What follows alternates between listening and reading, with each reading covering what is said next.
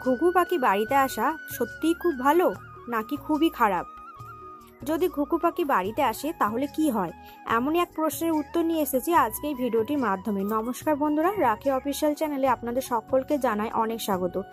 ঘুঘু পাখি কি শুভ নাকি অশুভ, তত্ত্বটি নিয়ে আলোচনা শুরু করার আগে আপনারা যারা এই চ্যানেল নতুন আছেন তারা অবশ্যই চ্যানেলটিকে সাবস্ক্রাইব করে নোটিফিকেশন বেল আইকনটি অন করে রাখুন এরকম আরও নতুন ভিডিও নোটিফিকেশন পেতে। এবার চলুন শুরু করা যাক। বন্ধুরা, আমরা অনেক ছোটবেলা থেকে ঘুঘু পাখি বাড়িতে আসা নিয়ে অনেক প্রচলিত কথা শুনেছি, যেমন ধরুন ঘুঘু দেখেছো কিন্তু ঘুঘুর ফাঁদ দেখোনি ইত্যাদি।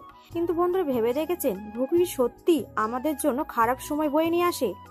দেখবেন অনেক সময় বাড়িতে ঘুঘু পাখি বাসা বাঁধে আর বাড়ির লোকেরা তড়িঘড়ি করে সেই বাসা ভাঙার আয়োজন করে। কিন্তু কেন সেই বাসা ভাঙতে হবে? বাড়ির চিলেকোঠা ঘরে কিংবা কোনো ঘরে ঝুলন্ত বারান্দায়, আবার অনেক সময় জানলার কার্নিশের কোণে ঘুঘু পাখির বাসা অনেক সময় লক্ষ্য করা যায়। সেই বাসা দেখা মাত্রই তা ভেঙে ফেলার জন্য আমরা উগ্রীব হয়ে পড়ি। কিন্তু সেটা করা কি উচিত, নাকি এই সিদ্ধান্ত নিয়ে আমরা আদতে নিজেদের ওপর বিপদ ডেকে নিয়ে আসি?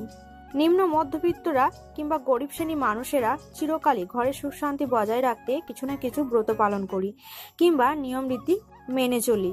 আমাদের এই নিয়ম রীতির মধ্যে মিশে থাকে কিছু কুসংস্কার। কিন্তু এখনো অনেক মানুষ অনেক খোলামেলা চিন্তাভাবনা করে।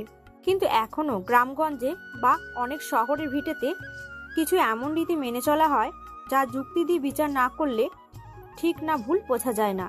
তেমনি একটি হলো ঘুঘু পাখি এই প্রসঙ্গ।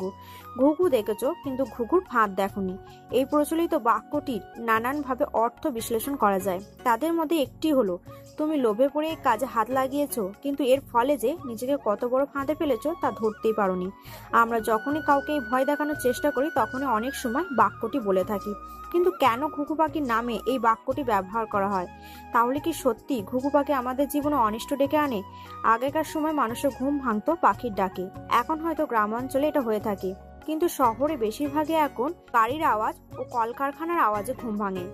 তাও এখনো বেশ কিছু মানুষ আছেন যারা সকালে উঠে বাড়ির আশেপাশে কিংবা ঝুল বারান্দায় পাখির উদ্দেশ্যে দানা শস্য ছড়িয়ে রাখে। সকল পাখির ক্ষেত্রে এমন স্নেহ মায়া দেখানো হলেও ঘুঘু পাখির ক্ষেত্রে ব্যতিক্রম দেখা যায়। অনেকেই এই পাখিকে বাড়ির আশেপাশে দেখলে অস্বস্তিতে পড়ে যান। তাদের এমন এক ধারণা যে ঘুঘু পাখি বাসা নিশ্চয়ই কোনো অশুভ শক্তির প্রতীক। কিন্তু বাস্তুশাস্ত্রে এবং জ্যোতিষবিদ্যায় বলা হয় যে বাড়িতে যে কোনো পাখির বাসা থাকায় অত্যন্ত শুভ ইঙ্গিত। অর্থাৎ বাড়িতে কোনো পাখি যদি বাসা বাঁধে তবে তা কখনোই বিনষ্ট করা উচিত নয়। আমরা ছোটবেলা থেকে দেখে এসেছি আমাদের হিন্দু ধর্মে দেবদেবীর বাহন পশু পাখিরা।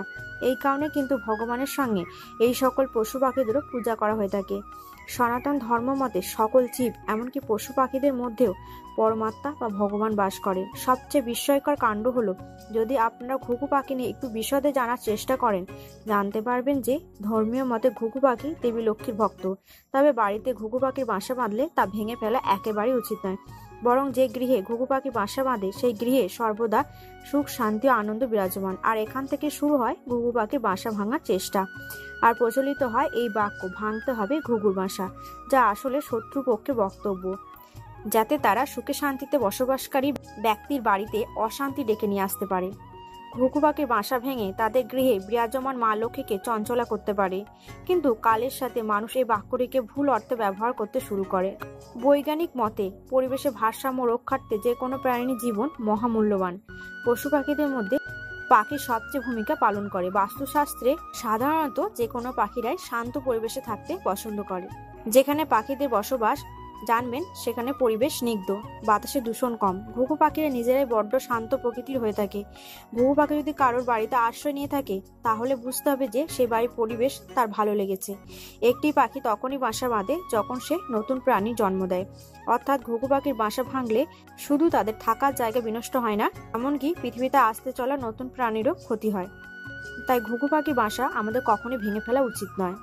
তাহলে বন্ধুরা, এবার থেকে যদি কোনোদিনও নিজেদের বাড়িতে কিংবা বাড়ির আশেপাশে কখনো ঘুঘু পাখির বাসা ভাঙতে দেখেন তাহলে সেটিকে ভাঙার বদলে সেই বাসার উপস্থিত পাখিকে দানা শস্যের ব্যবস্থা করুন। দেখবেন শীঘ্রই আপনার বাড়িতে মা লক্ষ্মী স্থির হবে। তাহলে আজকের ভিডিওটি কেমন লাগলো কমেন্টে জানাবেন। আর কমেন্ট বক্সে অবশ্যই লিখতে ভুলবেন না হর হর মহাদেব।